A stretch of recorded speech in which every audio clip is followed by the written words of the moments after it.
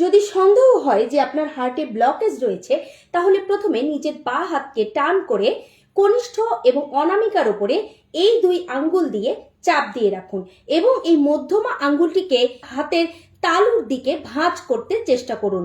এইরকম করার সময় যদি কবজির এই যে ভেইন, এখানে যদি প্রেসারে আপনার ব্যথা অনুভূত হয়, টান লাগে এবং বেশ ব্যথা লাগে, তাহলে বুঝবেন আপনার হার্টে বা শরীরের কোনো না কোনো ভেইনে ব্লকেজ রয়েছে।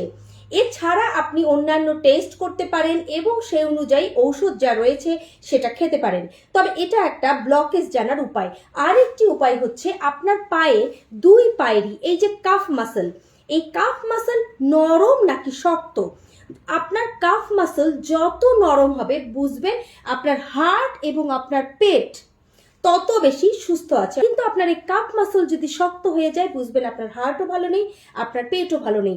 ভালো রাখার উপায় হলো প্রথমে এই এক্সারসাইজটিকে 30 বার করে এইরকম সকাল বিকাল 2 বার করবেন। একই সঙ্গে এই কাফ মাসলে 100 বার করে সকালে, 100 বার করে রাতে এইরকম করে 2 পায়ে প্রেস করবেন।